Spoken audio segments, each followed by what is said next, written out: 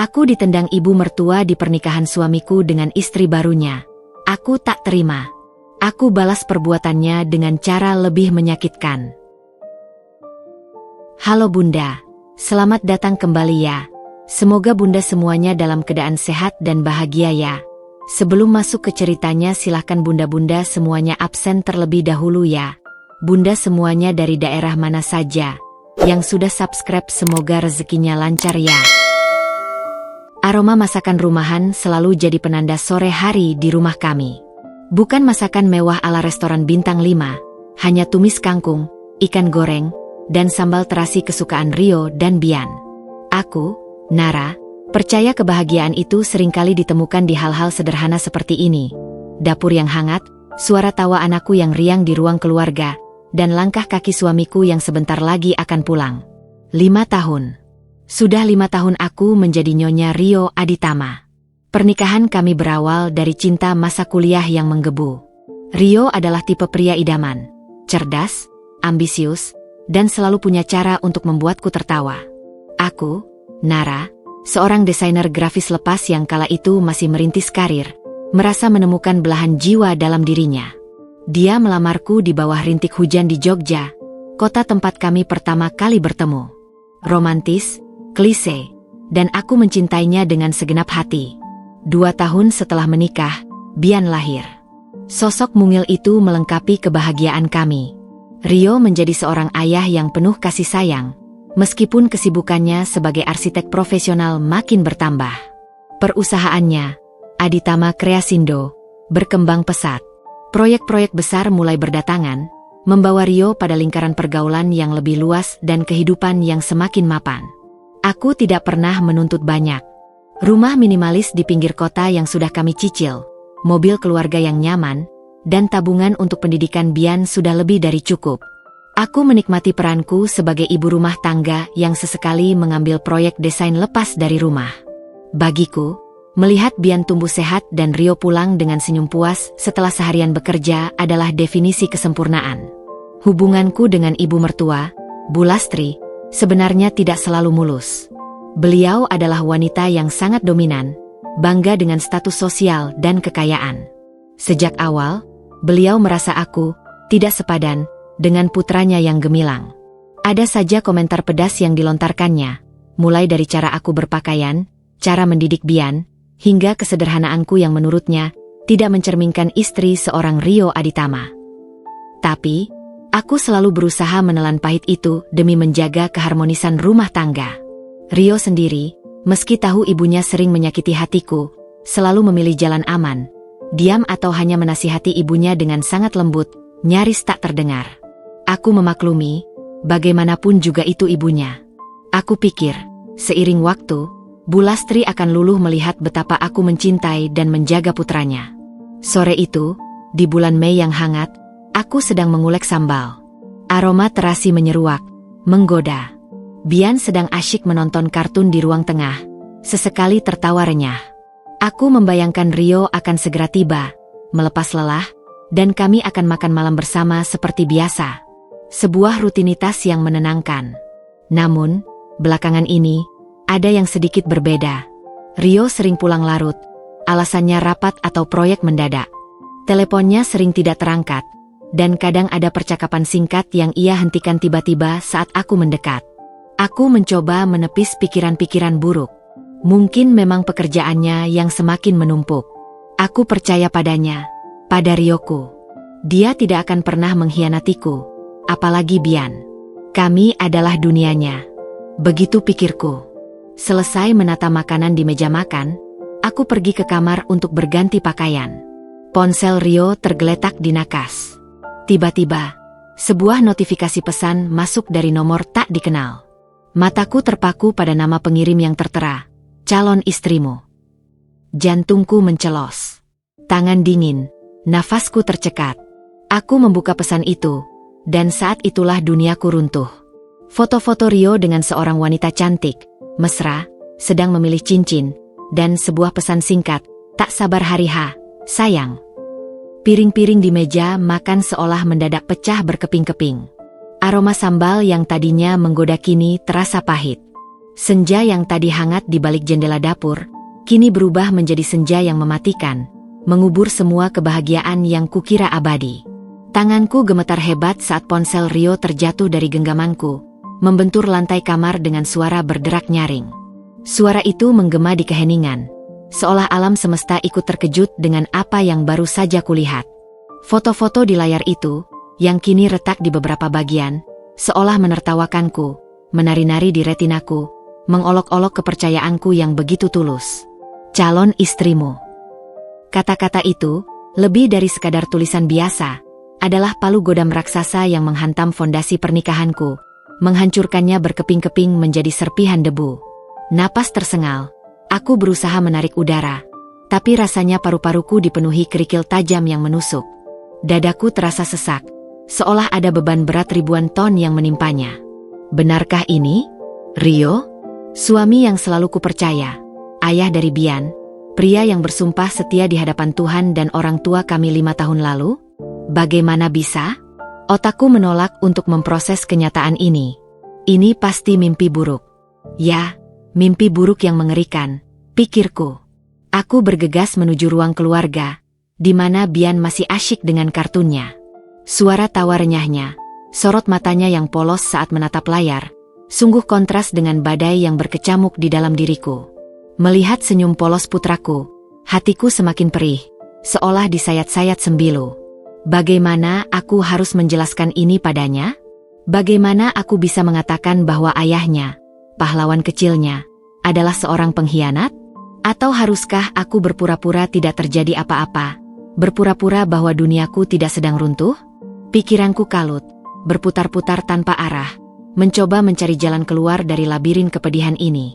Tak lama kemudian, terdengar suara kunci diputar. Rio pulang. Suara itu, yang biasanya kudengar dengan senyum di bibir, kini terasa seperti lonceng kematian bagi pernikahanku. Jantungku berdebar tak karuan, bercampur antara amarah yang menggelegak, sakit hati yang mendalam, dan ketakutan akan kebenaran yang akan terungkap. Aku berdiri di ambang pintu dapur, bersandar lemah di kusennya, menunggunya dengan tubuh bergetar. Rio masuk, meletakkan tas kerjanya di sofa, dan tersenyum padaku. Senyum itu, yang dulu selalu berhasil meluluhkan hatiku, kini terasa menjijikkan, penuh kepalsuan yang menusuk. Nara, sudah masak apa nih? Wangi sekali, sapanya riang, seolah tak ada beban sedikit pun yang membebani pikirannya, seolah ia baru saja pulang dari hari kerja yang normal dan bahagia. Aku tidak menjawab. Lidahku keluh, tenggorokanku tercekat. Mataku menatapnya tajam, mencoba mencari celah, retakan di topengnya yang sempurna. Aku mencari jejak kebohongan di matanya, di setiap sudut wajahnya. Rio menyadari perubahan sikapku. Senyumnya memudar perlahan, digantikan ekspresi bingung. Keningnya berkerut. Ada apa, sayang? Tanyanya, suaranya sedikit mengandung nada khawatir yang kini terasa palsu di telingaku. Tanpa berkata apa-apa, tanpa sepatah kata pun, aku berjalan pelan ke kamar dan mengambil ponselnya yang tergeletak di lantai. Layarnya masih menampilkan foto-foto perselingkuhannya yang menghantui. Aku menyodorkannya padanya, dengan tangan yang masih gemetar tak terkendali. Wajah Rio langsung memucat pasi. Darah seolah lenyap dari wajahnya. Matanya melebar, tubuhnya menegang, seolah tersambar petir. Ia terdiam, kaku seperti patung, dengan tatapan terkejut yang tertangkap basah.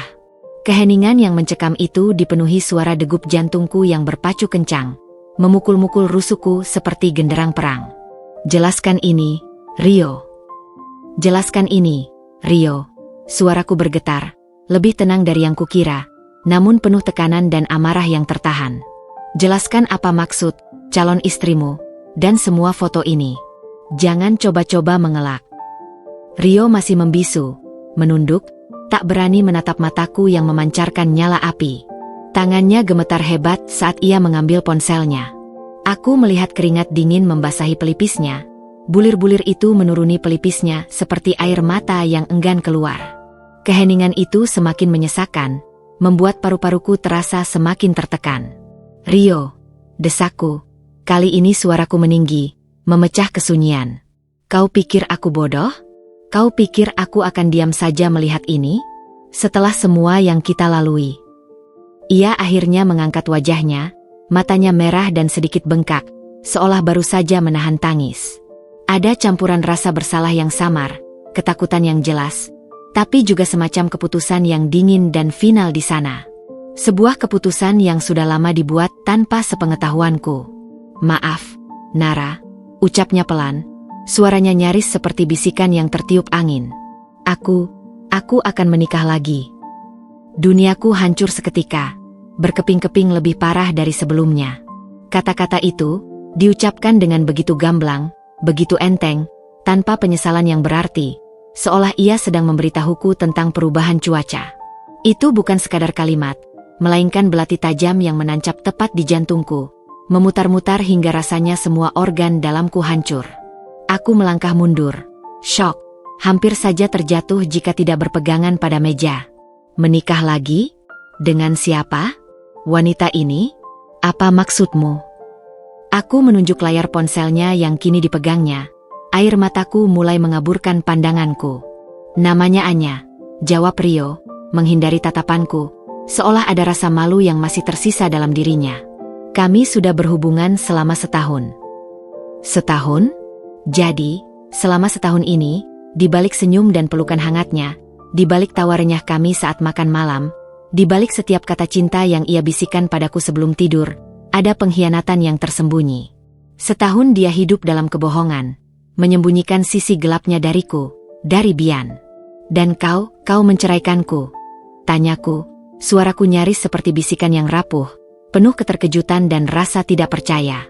Rio mengangguk pelan, tatapannya kosong. "Aku sudah mengirimkan berkasnya lewat pengadilan. Kamu akan menerimanya segera." Kalimatnya menusukku lebih dalam dari pisau. Dia bahkan tidak punya nyali untuk mengucapkan kata cerai secara langsung.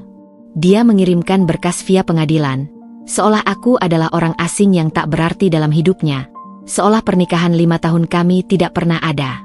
Aku bukan lagi istrinya, hanya sebuah dokumen yang harus disingkirkan.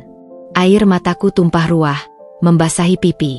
Bukan lagi tangis kesedihan yang biasa, melainkan tangis kemarahan yang membuncah, yang telah lama kutahan. Aku tidak pernah membayangkan Rio, pria yang kucintai, akan menjadi sekeji ini. 5 tahun pernikahan, 1 anak yang tidak berdosa, dan dia mengakhiri semuanya dengan cara pengecut dan kejam, tanpa memikirkan dampak pada kami.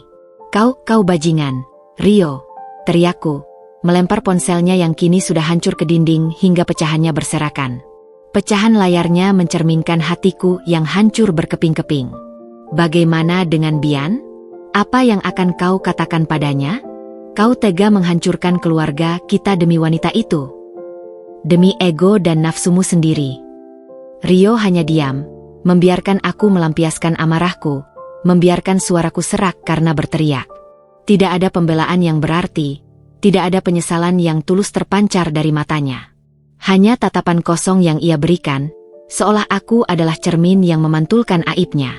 Pada saat itu, aku tahu, Rio yang dulu ku kenal, yang ku cintai, yang ku nikahi, sudah mati. Yang ada di depanku kini adalah orang asing yang kejam, tak punya hati, dan tak punya empati. Dan disinilah titik mulanya. Titik di mana kesedihan yang memilukan berubah menjadi nyala api dendam yang membara, siap membakar siapa saja yang menghalangi.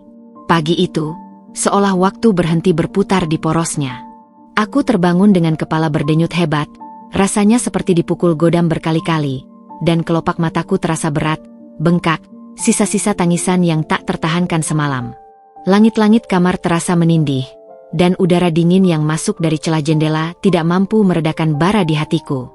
Bian masih tertidur pulas di sampingku, tangan kecilnya melingkar erat di lenganku, seolah mencari perlindungan. Melihat wajah polosnya yang damai, dengan bibir mungilnya sedikit terbuka, hatiku kembali perih, tersayat. Bagaimana aku bisa menjelaskan semua ini padanya? Bagaimana aku bisa mengatakan bahwa ayahnya, sosok yang seharusnya menjadi pahlawan baginya, telah menghancurkan keluarga kami dengan begitu kejam? Rio sudah tidak ada di rumah. Sisi tempat tidurnya kosong, dingin, seolah tak pernah ada siapapun yang tidur di sana. Tas kerjanya, yang semalam ia letakkan begitu saja di sofa, sudah raib. Hanya ada keheningan yang menyesakan, dan serpihan kaca dari ponselnya yang pecah di lantai kamar tidur menjadi saksi bisu kehancuran yang baru saja terjadi. Aku merasa kosong, mati rasa, seolah semua emosiku telah terkuras habis oleh badai semalam. Pukul 10 pagi, di tengah lamunanku, ponselku berdering nyaring di meja samping tempat tidur. Layar menunjukkan nama Bu Lastri. Jantungku berdebar tak karuan, detaknya seolah memenuhi seluruh ruangan. Ada apa lagi sekarang? Selama ini, interaksiku dengan ibu mertua selalu diwarnai ketegangan yang tak nyaman. Beliau jarang sekali menelepon jika tidak ada hal penting yang ia inginkan, atau jika tidak ada sesuatu yang ingin ia keluhkan dan kritik tentangku. Aku menarik napas dalam, berusaha mengumpulkan kekuatan dan menstabilkan suaraku. "Halo, Bu," sapaku, berusaha agar suaraku tidak terdengar bergetar, meskipun di dalam hatiku ada gemuruh badai. "Nara, apa-apaan ini?" Suara Bu Lastri langsung menusuk, melengking tinggi, penuh amarah dan tudingan, tanpa basa-basi sedikitpun. "Rio baru saja menelepon saya. Dia bilang kalian ribut besar semalam. Katanya kamu mengamuk, memecahkan barang-barang, bahkan ponselnya sampai rusak. Ada apa sebenarnya ini? Jangan bikin drama tidak penting, Nara." Aku terdiam sejenak, menelan ludah pahit. Jadi, Rio sudah lebih dulu melaporkan versinya, tentu saja versi yang menguntungkan dirinya. Ia selalu pandai memutarbalikkan fakta. Rio tidak menjelaskan semuanya. "Bu?" tanyaku, suaraku tercekat di tenggorokan, dipenuhi kepahitan. Atau mungkin dia hanya menjelaskan sebagian kecil yang ingin ibu dengar saja. "Apa maksudmu berbelit-belit begitu?" Nada suara Bu Lastri semakin tinggi, ada kecurigaan yang jelas dalam intonasinya, seolah aku sedang menyembunyikan sesuatu. "Jangan mengelak. Rio bilang kamu tidak setuju dia menceraikanmu. Memang kenapa? Bukankah sudah jelas kalian tidak cocok? Rio sudah sangat menderita denganmu, Nara. Dia berhak bahagia, dan menemukan kebahagiaannya sendiri." Kata-kata terakhirnya, "Rio berhak bahagia," seolah menyiram bensin ke dalam api amarahku yang tadinya sempat padam. Jadi, bagi ibu mertua, kebahagiaan putranya harus dibangun di atas kehancuran hidupku? Aku tidak akan pernah menerima itu. Ada keheningan singkat di ujung telepon, hening yang mencekam, tapi terasa begitu panjang dan penuh makna. Kemudian, suara Bu Lastri kembali terdengar, kali ini dengan nada yang berbeda. Bukan lagi marah yang meledak-ledak, melainkan dingin, menusuk, dan penuh penghinaan. "Ah, jadi itu masalahnya? Saya kira kau sudah tahu dari dulu." Darahku mendidih, rasanya semua pembuluh darahku memompa amarah. "Sudah tahu? Ibu tahu tentang ini? Ibu tahu Rio berselingkuh dengan wanita lain dan akan menikah lagi? Ibu merestui pengkhianatan ini." Aku tidak bisa menyembunyikan keterkejutan dan rasa dikhianati yang mendalam. "Nara, dengarkan baik-baik," kata Bu Lastri. Suaranya kini terdengar tenang, namun begitu mendominasi, seolah ia adalah ratu yang sedang memberi titah. "Rio adalah putra saya satu-satunya. Dia sudah dewasa, dia berhak menentukan kebahagiaannya sendiri. Kalau memang kamu tidak bisa memberinya kebahagiaan itu, ya sudah, biarkan dia mencari yang lain. Kamu seharusnya bersyukur dia sudah mau bertahan 5 tahun denganmu." Aku terkesiap. Kalimat itu, yang keluar dari bibir ibu mertuaku sendiri, adalah tamparan keras yang tak pernah kuduga. Jadi, selama ini, Bu Lastri bukan hanya tidak menyukaiku, tapi juga sudah tahu tentang perselingkuhan Rio, bahkan mungkin merestuinya secara diam-diam. Ia telah menjadi kaki tangan, bahkan mungkin arsitek, dalam penghancuran rumah tanggaku sendiri. Rasa sakit itu bercampur dengan kemarahan yang membabi buta. Ibu tahu saya istri sahnya. Kami punya Bian, putra ibu sendiri." Suaraku nyaris putus asa, bercampur dengan isakan. Aku mencoba mencari secercah empati di hatinya, walau hanya sedikit. "Bian adalah cucu saya, dan dia akan tetap jadi cucu saya, tidak peduli dengan siapa Rio menikah," sahutnya dingin, tanpa sedikit pun emosi. "Tapi pernikahan kalian sudah berakhir, Nara. Terimalah kenyataan. Lebih cepat kamu menerima, lebih baik untuk semuanya.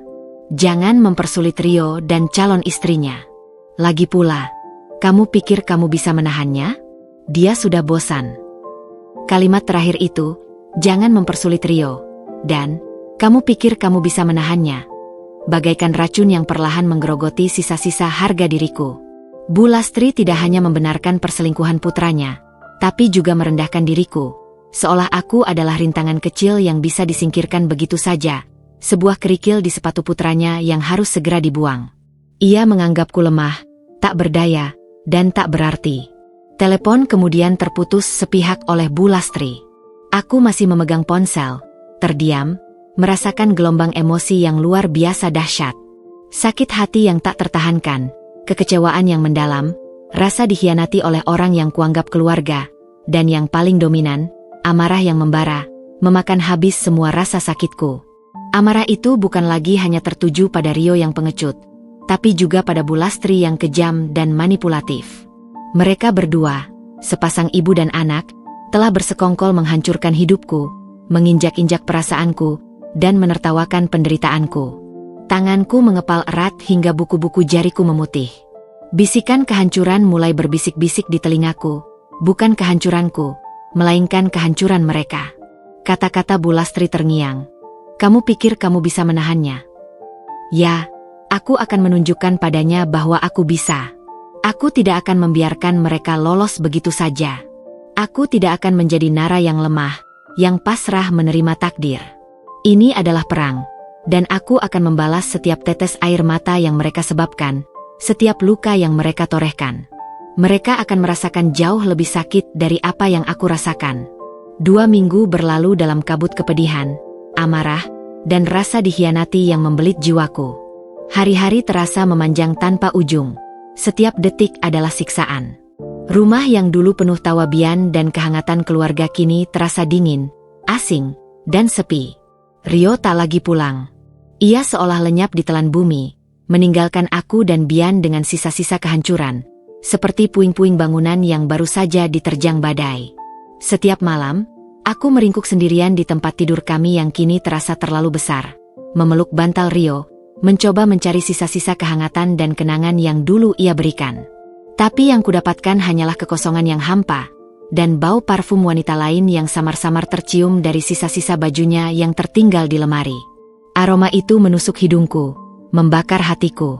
Bian sering bertanya dengan suara polosnya, matanya yang besar menatapku penuh harap. Mama, Papa kemana? Kok lama sekali tidak pulang? Bian kangen Papa. Setiap kali pertanyaan itu terlontar dari bibir mungilnya, hatiku terasa diremas kuat-kuat, berdarah. Aku hanya bisa memeluknya erat-erat, menciumi rambutnya yang halus, dan berbisik, Papa sedang sibuk kerja, sayang. Nanti juga pulang kok. Kebohongan itu terasa begitu pahit di lidahku, seperti racun yang kupaksakan telan, tapi aku tidak ingin melihat mata polosnya terluka lebih jauh. Bian terlalu kecil, terlalu murni, untuk memahami betapa kejamnya dunia orang dewasa, betapa keji pengkhianatan yang dilakukan ayahnya. Selama 2 minggu yang terasa seperti 2 tahun itu, aku juga mencoba menghubungi Rio. Panggilanku tak pernah dijawab. Nomornya seringkali tidak aktif atau langsung masuk ke kotak suara. Pesanku yang kukirimkan, entah itu berisi permohonan, pertanyaan, atau bahkan kemarahan, hanya dibaca, tanpa balasan. Sebuah centang biru tanpa tanda-tanda kehidupan darinya. Bahkan saat aku mengirimkan pesan yang mengancam akan melaporkannya jika ia tidak pulang dan menjelaskan semuanya, ia tetap diam. Dia benar-benar memutuskan hubungan, seolah kami tidak pernah ada dalam hidupnya, seolah kami hanyalah masa lalu yang ingin ia kubur dalam-dalam. Aku merasa seperti sudah dibuang, dihempaskan begitu saja, dibiarkan terombang-ambing sendirian di tengah lautan badai tanpa kapal penolong. Ponsel Bu Lastri juga kucek sesekali. Ada beberapa panggilan tak terjawab darinya, mungkin beliau ingin memarahiku lagi, atau sekadar memastikan aku tidak akan mempersulit Rio yang sedang berbahagia dengan wanita barunya. Aku mengabaikannya. Rasanya, semua energiku sudah habis terkuras untuk menangisi pengkhianatan Rio, dan untuk menahan amarah yang meletup-letup pada ibu mertua. Suatu sore, saat aku baru saja selesai memandikan Bian yang kini asyik bermain dengan mainannya di ruang tamu, suara ketukan di pintu mengejutkanku. Suara itu terasa asing di telinga karena sudah lama tidak ada tamu. Aku melangkah ragu-ragu menuju pintu depan. Perasaanku tidak enak. Di ambang pintu, seorang kurir berdiri tegap dengan sebuah amplop tebal berwarna coklat di tangannya. "Dengan Ibu Nara Aditama?"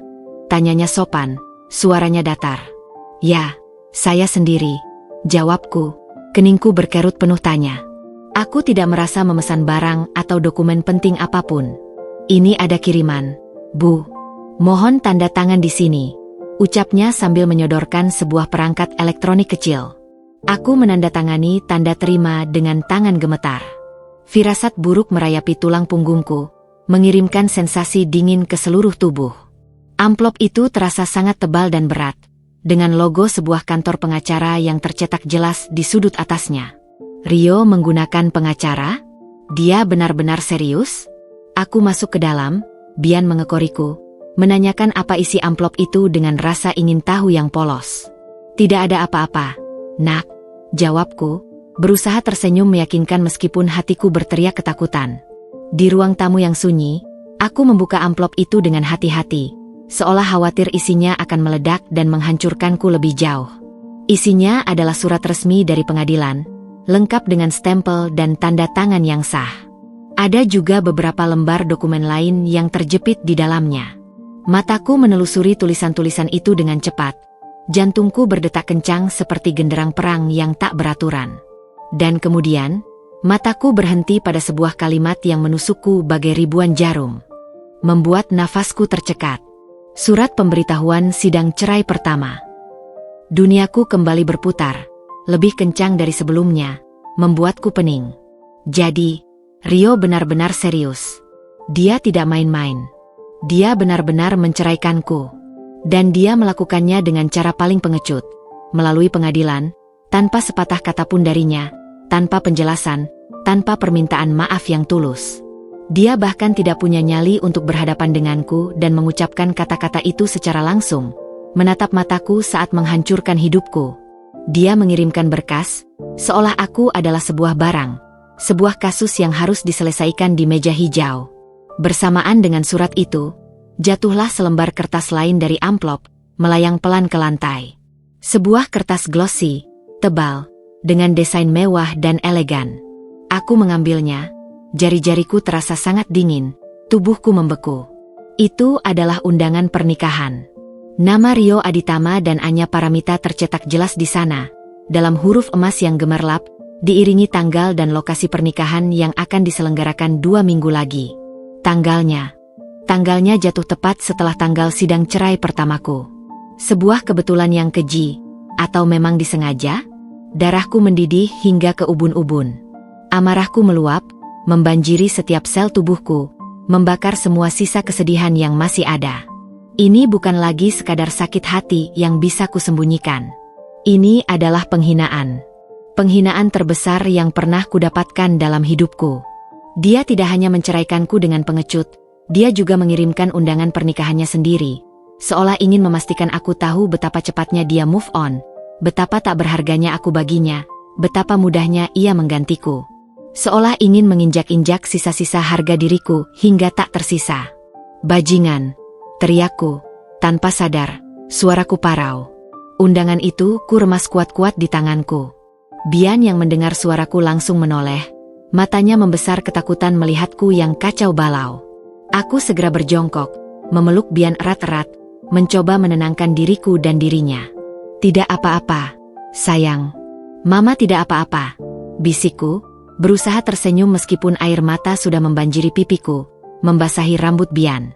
Tapi di balik pelukan itu, di balik senyum paksaan itu, sebuah keputusan dingin, berdarah, dan tak tergoyahkan mulai terbentuk di benakku.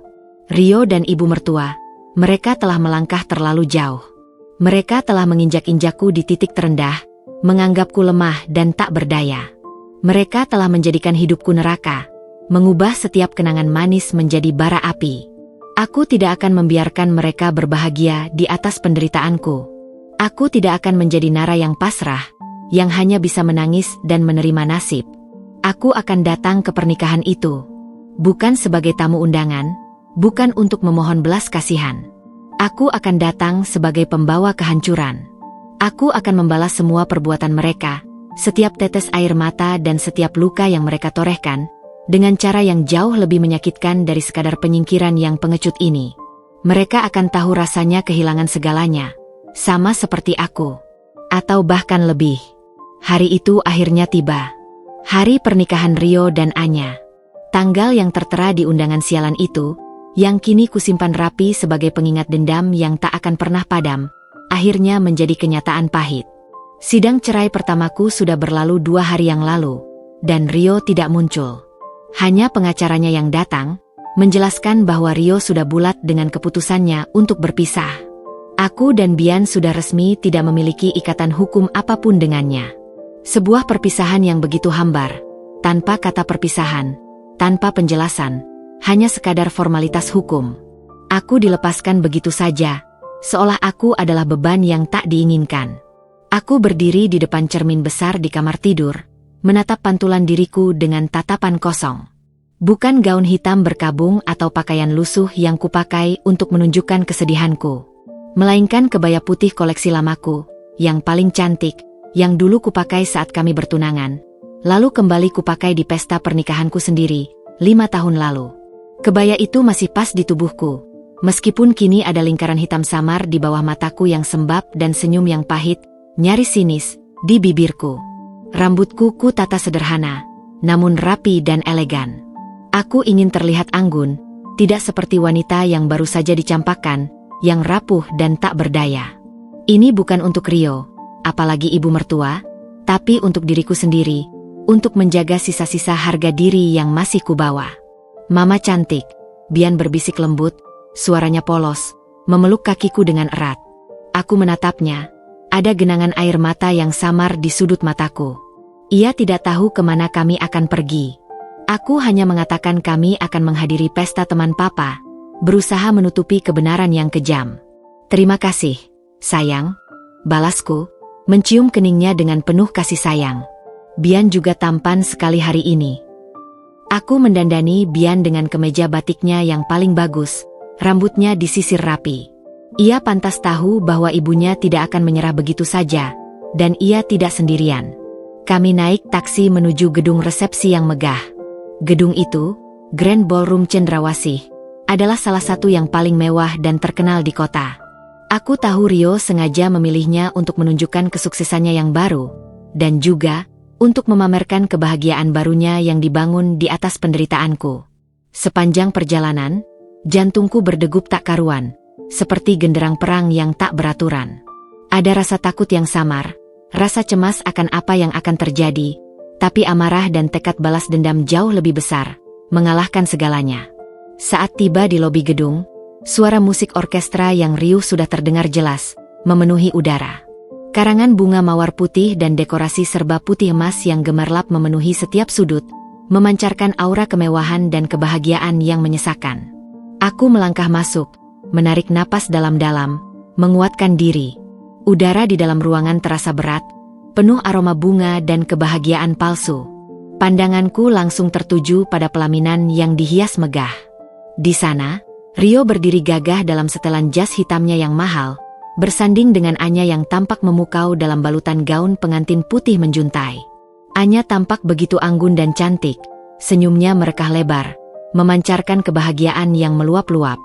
Di samping mereka, ibu mertua, Bu Lastri, terlihat berseri-seri, wajahnya memancarkan kebanggaan dan kebahagiaan yang berlebihan. Ia tampak seperti ratu, menyambut tamu-tamu dengan senyum lebar, seolah semua ini adalah puncak kemenangan pribadinya, sebuah pertunjukan bahwa ia berhasil menyingkirkanku dari hidup putranya.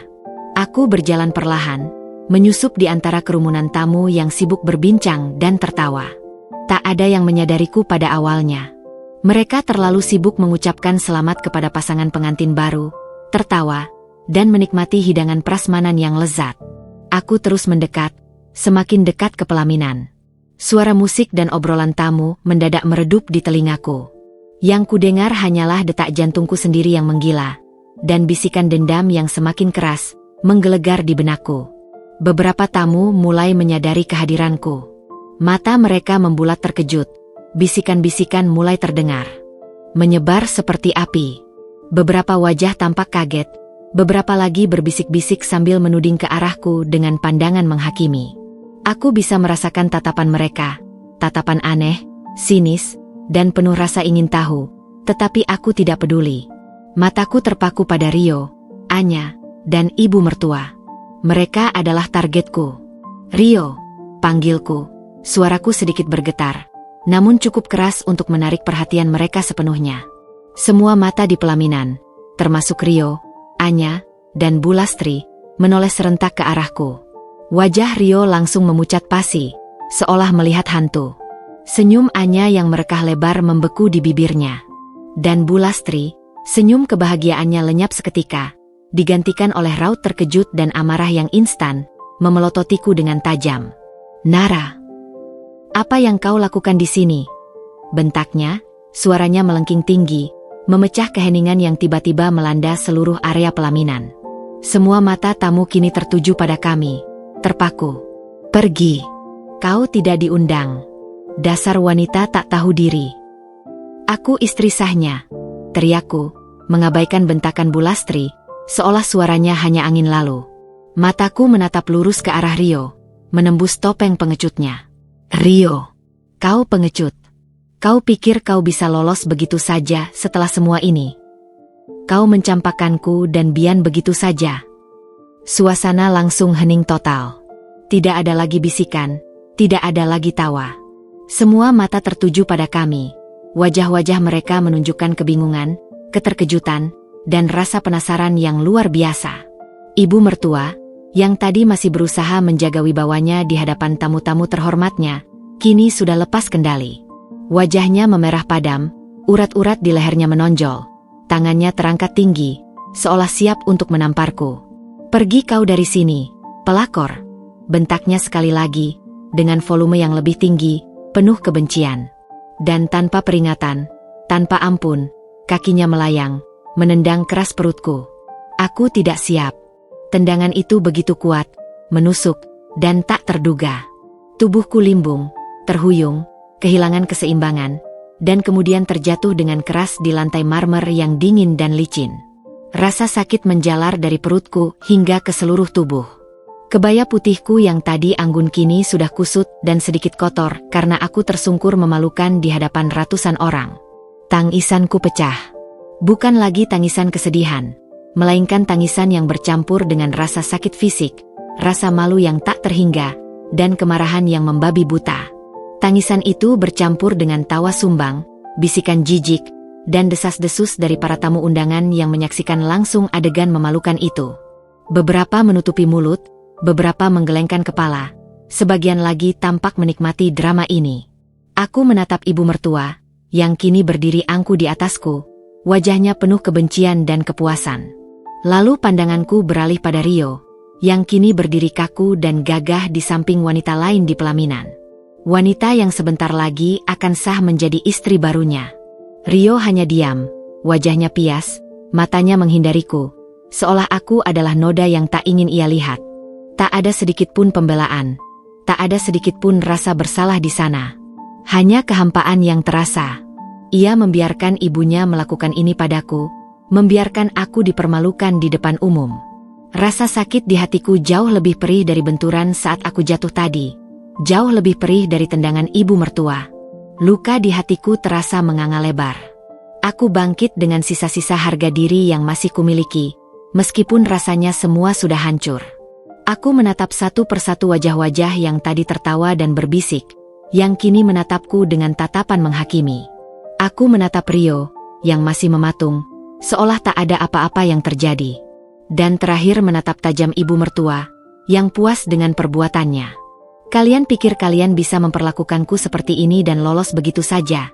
Bisikku, suaraku bergetar, namun penuh ancaman yang dingin, menahan amarah yang membuncah hingga ke ujung nadi. Aku bersumpah, kalian akan menyesal seumur hidup.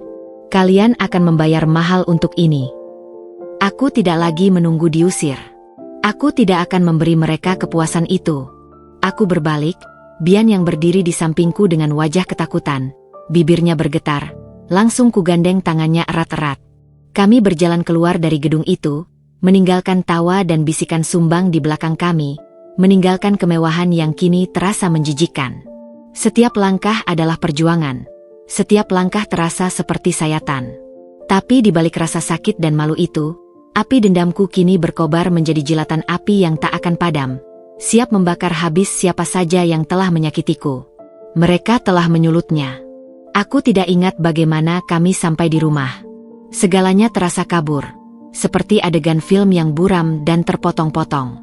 Yang kuingat hanyalah tatapan ketakutan Bian saat aku tersungkur di lantai pelaminan, genggaman tangannya yang erat dan dingin saat kami meninggalkan gedung, dan bisikan-bisikan menusuk yang mengikuti kami, seolah suara para iblis yang mencemooh. Kebaya putihku yang tadinya anggun kini terasa seperti kain kafan, membalut tubuh yang remuk redam bukan hanya karena tendangan, melainkan juga oleh rasa malu dan kehancuran. Rasa malu yang memuncak, amarah yang membara, dan sakit hati yang menganga bercampur aduk, menciptakan badai dahsyat yang mengamuk di dalam diriku. Setiap serat tubuhku terasa berdenyut, dipenuhi kemarahan. Begitu sampai di rumah, Bian langsung berlari ke kamarnya, mungkin mencari mainannya untuk mengusir ketakutan yang baru saja ia saksikan. Aku membiarkannya. Aku tahu aku perlu waktu sendiri untuk memproses semua ini, untuk mengumpulkan kembali serpihan diriku yang berserakan. Aku masuk ke kamar tidur, tempat di mana sisa-sisa kehancuran ponsel Rio masih berserakan di lantai, menjadi bukti nyata dari amarahku semalam. Aku menatap pecahan-pecahan itu. Bukan hanya ponselnya yang pecah, tapi juga kepercayaanku yang sudah hancur tak bersisa, impian keluarga kecil kami yang kini jadi abu, dan hatiku yang remuk redam. Aku duduk di lantai, bersandar pada tempat tidur yang terasa begitu dingin dan kosong tanpanya. Air mata kembali mengalir, tanpa bisa kutahan. Tapi kali ini, bukan lagi tangisan kesedihan yang putus asa dan penuh ratapan. Ini adalah air mata kemarahan yang membara, air mata yang membasahi jejak dendam yang kini mengukir jalannya di setiap serat tubuhku, di setiap denyut nadiku. Setiap tetes air mata seolah menjadi bara api yang membakar niatku, memperkuat tekadku. Kata-kata ibu mertua terngiang lagi, berputar-putar di kepalaku seperti kaset rusak. Kamu pikir kamu bisa menahannya? Dan, jangan mempersulit Rio. Suara Rio yang dingin dan datar saat menceraikanku via pengadilan, seolah aku tak berarti apa-apa. Undangan pernikahannya yang dikirimkan dengan kurang ajarnya, semua itu berputar di benakku, memicu amarah yang semakin tak terkendali, mengubah sakit hati menjadi bara api. Mereka telah memperlakukanku seperti sampah yang bisa dibuang begitu saja, menginjak-injak harga diriku di depan umum, menertawakan penderitaanku. Mereka mengira aku akan menyerah, menangis di pojokan kamar, dan menghilang dari kehidupan mereka, selamanya menjadi bayangan masa lalu yang tak berarti. Tapi mereka salah besar. Sangat, sangat salah. Aku tidak akan membiarkan mereka berbahagia. Tidak setelah ini. Mereka akan merasakan penyesalan yang jauh lebih pedih dan mendalam dari tendangan serta penghinaan yang kuterima hari ini. Aku tidak tahu bagaimana caranya. Aku belum memiliki rencana detailnya, tapi aku bersumpah, aku akan membalasnya. Aku akan membuat mereka berlutut. Mataku tertuju pada laptop Rio yang masih tergeletak di meja samping tempat tidur. Rio tidak pernah membawa laptopnya kemana-mana. Dia selalu menggunakan PC kantor untuk pekerjaan utamanya. Laptop ini biasanya dia pakai untuk hal-hal ringan, atau sesekali membawa pulang data proyek yang belum selesai yang tidak begitu rahasia. Awalnya, aku tidak pernah tertarik untuk mengotak-atiknya, menghormati privasinya sebagai suami. Tapi kini, tak ada lagi privasi yang harus kuhormati. Ia sudah menghancurkan semua itu. Kepercayaan itu sudah sirna. Tanganku yang tadinya gemetar karena kesedihan kini bergerak dengan tekad. Aku menyalakan laptop. Untungnya, Rio terlalu ceroboh atau terlalu yakin aku tidak akan pernah berani menyentuhnya, untuk memasang kata sandi. Layar utama terbuka, menampilkan ikon-ikon aplikasi desain arsitektur yang sering ia gunakan, dokumen-dokumen proyek yang berserakan di desktop. Aku mulai mencari. Aku tahu Rio adalah pria yang cerdas, ambisius, dan haus akan kekayaan dan status, tapi terkadang ambisinya itu melampaui batas etika dan moral. Pernah beberapa kali, dalam percakapan santai, ia mengeluhkan tentang birokrasi yang rumit, atau klien yang rewel, sehingga ia harus mencari jalan pintas, agar proyek berjalan mulus dan keuntungannya maksimal. Dulu aku mengira itu hanya keluh kesah biasa dari seorang pengusaha yang sedang merintis. Kini, kecurigaan itu kembali merayapi benakku, terasa begitu kuat. Aku mulai membuka folder-folder yang dia simpan. Dokumen-dokumen proyek, laporan keuangan, presentasi, email-email lama. Awalnya biasa saja, tidak ada yang mencurigakan di permukaan. Namun, semakin dalam aku mencari, semakin banyak hal janggal yang kutemukan. Ada beberapa file yang dinamai dengan kode-kode aneh, atau tanggal-tanggal yang tidak sesuai dengan jadwal proyek resmi. Beberapa email juga tampak dihapus dari folder kotak masuk, tapi anehnya, masih tersimpan di folder draft atau sent items yang tidak terhapus sempurna, seolah terburu-buru menghapusnya. Aku menemukan data-data transfer dana ke rekening-rekening yang tidak dikenal, yang jelas bukan rekening vendor atau klien resmi. Dan beberapa percakapan chat dengan seseorang berinisial Pak D atau Bapak Doni yang membahas komisi ekstra dan pengaturan laporan keuangan agar terlihat bersih. Rio ternyata tidak sebersih dan sesukses yang kusangka. Kesuksesan Aditama Kreasindo, perusahaan yang sangat dibanggakannya dan yang juga dibanggakan ibu mertua, mungkin tidak sepenuhnya murni. Ada aroma korupsi, manipulasi, dan mungkin juga penggelapan pajak di sana. Rio telah membangun kerajaannya di atas pasir hisap. Senyum sinis, dingin, dan penuh kemenangan perlahan merekah di bibirku. Ini dia. Ini adalah kartu asku. Senjata tersembunyi yang akan menghancurkan mereka, bukan hanya Rio, tapi juga ibu mertua yang selalu membelanya dan bangga dengan kesuksesan putranya. Sebuah cara yang jauh lebih menyakitkan daripada sekadar menendang seseorang di depan umum. Ini adalah kehancuran yang terencana, sistematis, dan tak terhindarkan, kehancuran yang akan memakan mereka dari dalam. Dendam itu kini memiliki bentuk. Aku tidak hanya akan balas dendam, aku akan membalasnya dengan cara yang akan membuat mereka berlutut, merasakan setiap penderitaanku, setiap kepedihan, setiap rasa malu yang mereka timbulkan padaku. Mereka akan membayar harga yang mahal. Malam itu, setelah Bian terlelap pulas dalam pelukan boneka beruang kesayangannya, aku kembali ke laptop Rio. Lampu meja yang remang-remang menyoroti wajahku yang kini bukan lagi dipenuhi air mata, melainkan sorot mata yang tajam dan penuh perhitungan. Kini, aku tidak lagi sekadar mencari data tanpa arah. Aku menganalisis, menyusun, dan mengamati setiap detail dengan cermat, seolah sedang merajut jaring laba-laba yang tak terlihat namun mematikan. Amarahku telah bertransformasi menjadi energi yang dingin dan fokus, memberiku ketajaman pikiran yang tak pernah kuduga aku miliki. Ini bukan lagi tentang emosi semata, ini tentang strategi. Aku memulai dengan langkah pertama, mengunduh semua berkas mencurigakan dari hard drive laptopnya. Ada folder-folder bernama aneh seperti Proyek X123, Dana Cadangan A, atau Investasi Khusus, yang di dalamnya ternyata berisi data pembayaran proyek fiktif, angka-angka yang tidak masuk akal, dan catatan pengeluaran ganda. Aku menemukan beberapa dokumen spreadsheet yang menunjukkan aliran dana dari rekening perusahaan ke rekening-rekening pribadi yang tidak kukenal sama sekali. Bukan hanya rekening Rio, tapi juga beberapa nama lain yang tidak ada dalam daftar karyawan resmi. Aku menyimpan semuanya dalam 2 buah flash drive terenkripsi yang sudah kupersiapkan sebelumnya, menyimpannya di tempat yang berbeda dan aman.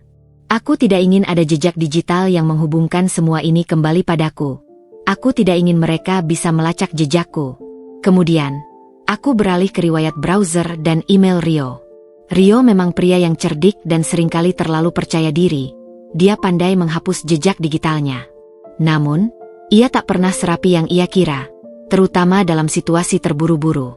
Di folder sampah email, aku menemukan beberapa draft email yang belum terkirim sempurna atau sengaja tidak dikirim, berisi negosiasi harga proyek yang jauh lebih tinggi dari nilai pasar wajar, serta permintaan fee konsultasi atau komisi khusus dari vendor yang jumlahnya sangat mencurigakan. Ada juga percakapan lama dengan beberapa klien yang mengeluhkan tentang biaya tak terduga yang membengkak di tengah proyek, dan bagaimana Rio memaksa mereka untuk menyetujui perubahan anggaran. Yang paling mengejutkan adalah serangkaian pesan WhatsApp yang Rio arsipkan, bukan dihapus. Percakapan itu dengan Pak Doni, orang yang disebut-sebut ibu mertua sebagai tangan kanan Rio dalam mengurus urusan-urusan khusus, perusahaan dan memuluskan proyek-proyek penting. Dari percakapan itu, terkuak bahwa Rio tidak hanya melakukan penggelapan dana proyek dengan memanipulasi anggaran, tapi juga secara sistematis melakukan manipulasi laporan keuangan perusahaan untuk menghindari pajak dalam jumlah besar. Ada beberapa kode rahasia yang mereka gunakan untuk menyebutkan jumlah uang yang dicurangi, seperti kopi hitam untuk ratusan juta, dan detail tentang bagaimana mengatur audit internal agar terlihat bersih dan tidak terdeteksi. Bahkan ada percakapan tentang mengamankan proyek pemerintah bernilai miliaran rupiah dengan dana pelicin yang disalurkan melalui jalur tidak resmi. Rio menggunakan nama besar Aditama Kreasindo dan reputasi profesionalnya untuk menutupi jejak kejahatannya, memanfaatkannya sebagai tameng. Aku juga mencari tahu tentang Anya Paramita, wanita yang kini menjadi istri baru Rio. Aku menemukan profil media sosialnya yang sangat aktif. Anya berasal dari keluarga berada, seorang sosialita yang sering memamerkan kehidupan mewah, liburan mahal, dan barang-barang branded di akun Instagramnya. Tidak ada yang terlalu mencurigakan tentangnya secara langsung dalam kaitannya dengan kejahatan Rio, kecuali fakta bahwa dia tampak menikmati semua kemewahan yang diberikan Rio tanpa pernah mempertanyakan asal-usulnya. Atau mungkin, dia tahu, tapi memilih tutup mata dan menikmati saja hasilnya. Dia adalah tipikal wanita yang mencari kenyamanan dan kemewahan, tidak peduli dari mana asalnya. Selain itu, aku mulai melacak siapa saja yang memiliki akses dan informasi tentang proyek-proyek gelap Rio di Aditama Kreasindo. Aku ingat Rio pernah bercerita tentang seorang manajer keuangan bernama Randy yang sangat setia padanya, yang selalu mengiyakan setiap permintaannya tanpa bertanya. Ada juga seorang akuntan senior bernama Bu Ningsih yang selalu mengurus semua laporan keuangan perusahaan, dan tampaknya sangat memahami seluk-beluk pembukuan ganda. Mereka berdua pasti tahu banyak, atau setidaknya memiliki akses ke informasi yang lebih lengkap. Aku bahkan mengingat percakapan ibu mertua denganku di masa lalu, bagaimana ia selalu membanggakan Rio yang pandai mencari uang, dan cerdik dalam berbisnis, meskipun terkadang agak licik, dan berani ambil risiko. Dulu aku mengabaikan komentar-komentar itu, menganggapnya hanya obrolan kosong orang tua yang bangga pada anaknya. Kini, kalimat-kalimat itu menjadi petunjuk berharga. Bu Lastri bukan hanya sekadar kaki tangan, tapi bisa jadi dia tahu lebih banyak dari yang ia akui, atau bahkan terlibat aktif dalam perencanaan kejahatan ini, memanfaatkan koneksinya. Setiap lembar dokumen, setiap pesan teks, setiap detail kecil yang kutemukan adalah potongan-potongan teka-teki yang mulai membentuk gambaran besar yang mengerikan. Rio bukan hanya berselingkuh dan menceraikanku dengan kejam, ia juga seorang penjahat kerah putih, seorang koruptor dan penggelap pajak. Dan ibu mertua, dengan segala kesombongan, kebutaannya pada kebenaran, dan keserakahannya, adalah bagian integral dari sistem kejahatan itu. Mereka adalah satu paket kebusukan. Senyum dingin, sinis, dan penuh kemenangan perlahan terukir di bibirku. Ini lebih dari sekadar dendam pribadi seorang istri yang disakiti. Ini adalah keadilan yang harus ditegakkan. Aku akan memastikan mereka kehilangan segalanya. Bukan hanya istri dan status sosial, tapi juga kebebasan, reputasi, dan harga diri yang selama ini mereka junjung tinggi. Mereka akan merasakan kehancuran yang total. Malam itu, aku tidur dengan keyakinan baru yang membara. Jejak air mata telah mengering di pipiku, digantikan oleh bara api yang membakar tekadku. Mereka telah menyalakan api ini. Sekarang, biarkan aku menunjukkan pada mereka betapa panasnya api dendam Nara. Api yang akan membakar habis semua kebohongan dan kemewahan palsu mereka. Keesokan paginya, aku terbangun dengan sensasi yang begitu berbeda. Bukan lagi rasa sakit yang menusuk atau keputusasaan yang melumpuhkan, melainkan ketenangan yang dingin, nyaris menyeramkan. Kepalaku terasa jernih, seperti langit setelah badai, dan setiap langkah yang akan kuambil sudah terbayang jelas di benakku, tersusun rapi seperti strategi catur. Aku telah melewati batas kesedihan dan kemarahan yang membara. Kini aku berada di ranah perhitungan yang matang, di mana emosi tak lagi menguasai. Aku akan membalas mereka, tapi bukan dengan emosi yang membabi buta, melainkan dengan kecerdasan, ketelitian, kesabaran, dan strategi yang tak terbantahkan. Setelah memastikan Bian sarapan dengan lahap dan mulai sibuk dengan buku-buku gambarnya di ruang tamu, aku duduk di meja dapur, menyebarkan kedua flash drive berisi bukti-bukti itu di hadapanku. Aku memindai setiap dokumen dan percakapan lagi, kali ini dengan mata seorang detektif, memastikan tidak ada celah, tidak ada detail yang terlewat. Aku menyadari bahwa bukti-bukti ini saja, meskipun sudah cukup kuat untuk menimbulkan keraguan, mungkin belum cukup untuk menjatuhkan Rio secara total di mata hukum. Aku memerlukan validasi, sumber tambahan, dan cara yang tepat untuk menyampaikannya agar efeknya maksimal dan tak bisa dibantah. Pikiranku melayang pada Randy, manajer keuangan Rio, dan Bu Ningsih, akuntan seniornya. Mereka adalah orang-orang yang paling dekat dengan Rio dalam urusan keuangan perusahaan, dan pastinya tahu lebih banyak tentang seluk-beluk manipulasi ini. Tapi bagaimana cara mendekati mereka? Mereka adalah loyalis Rio, dan tentu saja tidak akan mudah berbicara. Mendekati mereka secara langsung adalah bunuh diri. Aku memutuskan untuk memulai dengan pendekatan tidak langsung. Aku mencari tahu alamat kantor Aditama Creasindo di pusat kota. Aku tahu persis jam kerja Rio dan timnya dari kebiasaan lamanya. Aku butuh waktu yang tepat, saat Rio tidak ada di kantor, untuk menghindari konfrontasi langsung dan kecurigaan. Selama beberapa hari berikutnya, aku melakukan pengamatan diam-diam. Aku mencari tahu jadwal meeting Rio, kemana saja dia pergi untuk urusan bisnis, dan kapan dia tidak berada di kantor.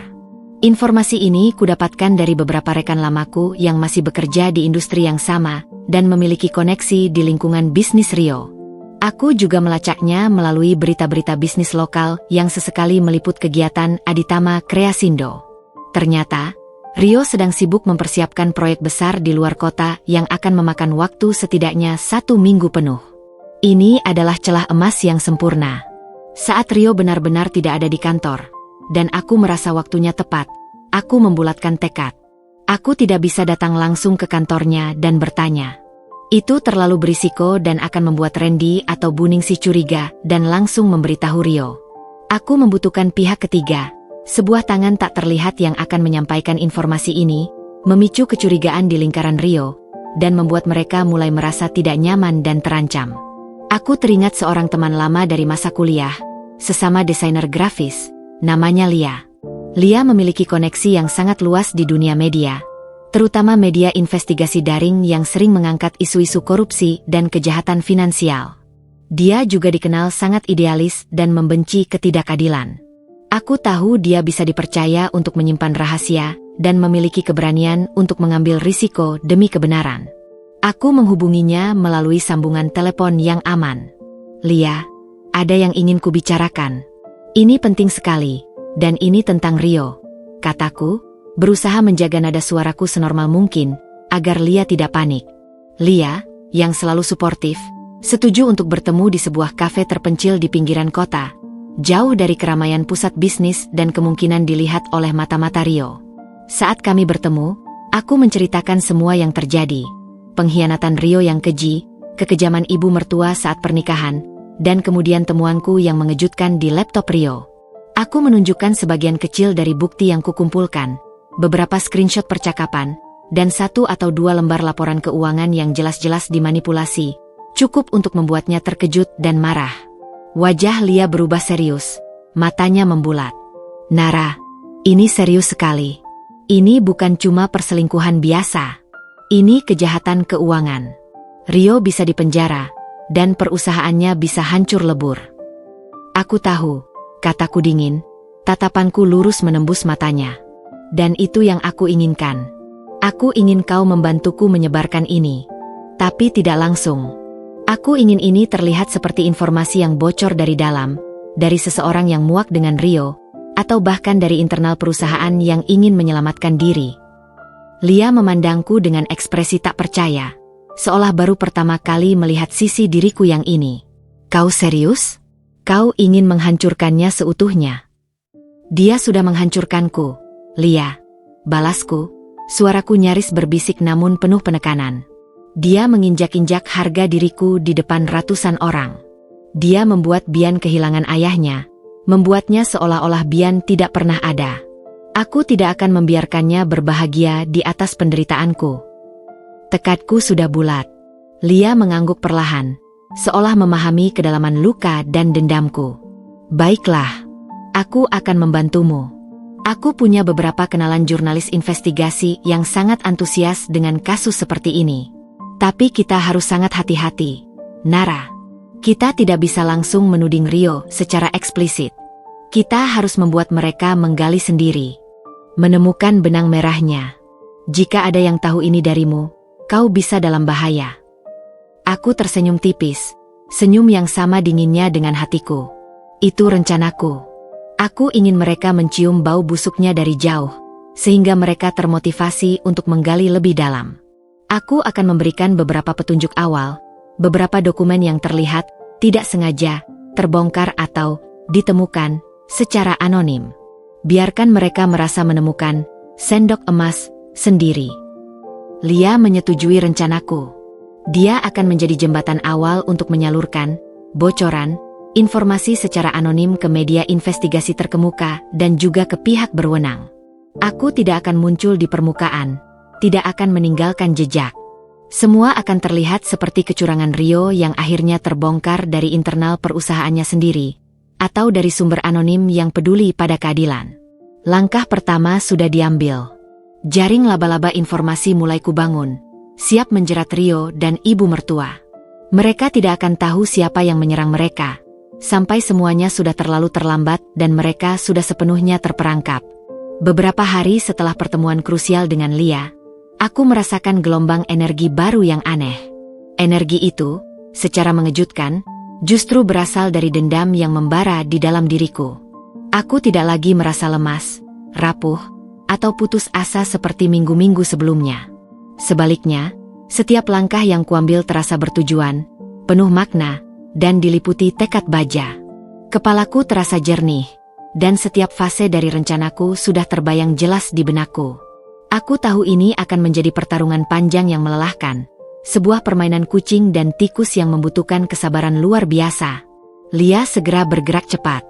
Dengan keahliannya yang mumpuni di bidang media dan jaringannya yang luas, dia mulai menaburkan benih-benih keraguan di beberapa lingkaran jurnalis investigasi yang memang dikenal haus akan kasus-kasus besar.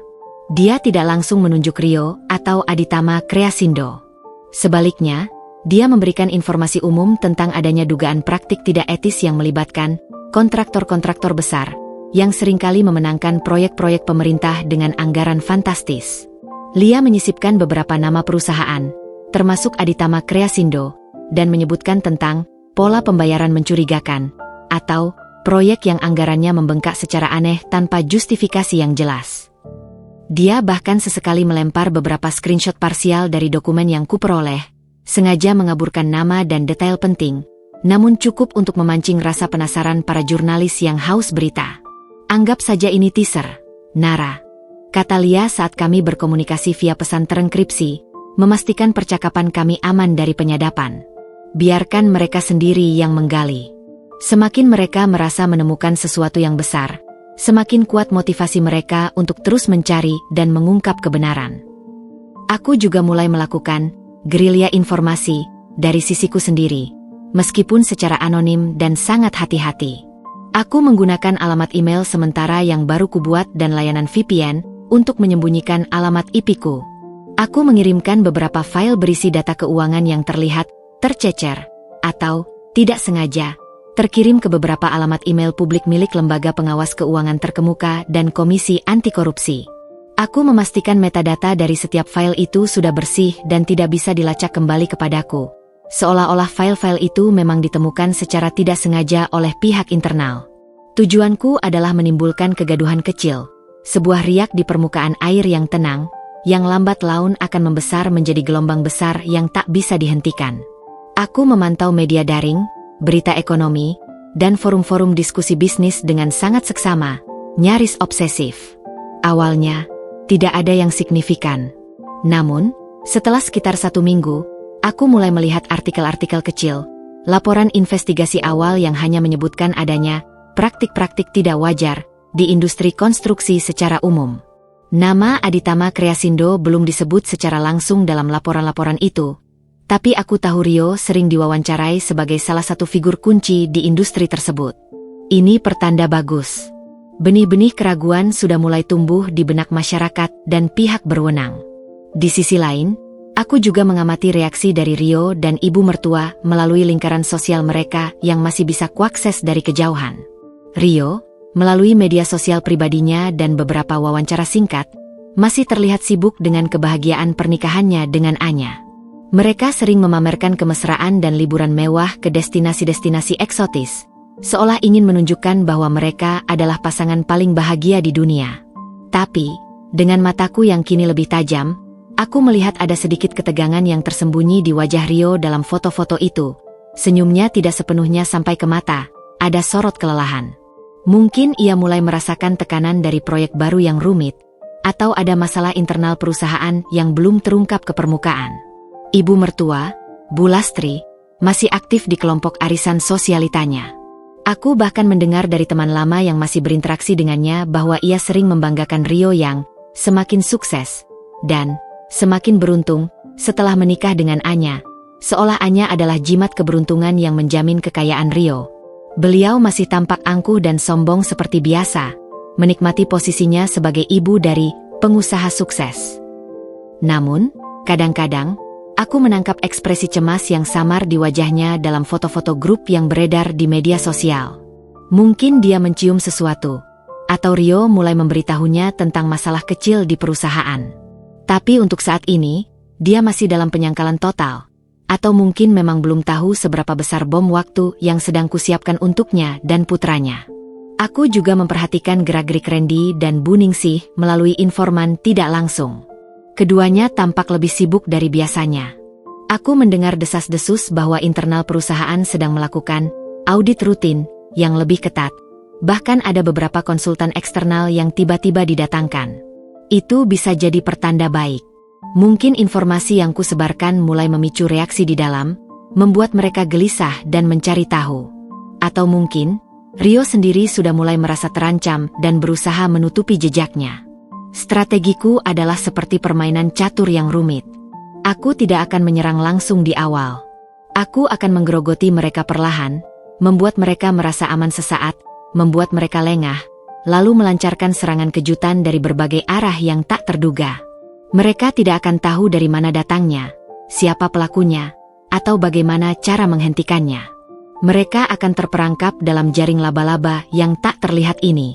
Setiap hari adalah menunggu, mengamati dengan cermat, dan merencanakan langkah selanjutnya.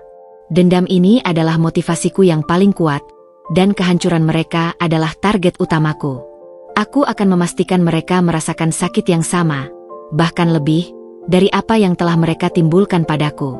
Sekitar 2 minggu setelah aku mulai menyebarkan benih-benih informasi secara strategis, gelombang pertama dari rencana balas dendamku mulai terasa. Sebuah portal berita investigasi daring yang cukup terkemuka di Indonesia, Whistleblower Online, merilis artikel panjang berjudul, mengungkap jejak dana misterius di balik proyek-proyek mega konstruksi, sebuah pola yang mencurigakan. Artikel itu, seperti yang Lia dan aku rencanakan, memang tidak menyebut nama Rio atau Aditama Kreasindo secara langsung. Namun, detail yang disajikan sangat spesifik dan mengarah. Pola pembayaran fiktif kepada vendor bayangan, indikasi markup anggaran proyek yang tidak masuk akal, dan dugaan suap dalam tender proyek infrastruktur berskala nasional.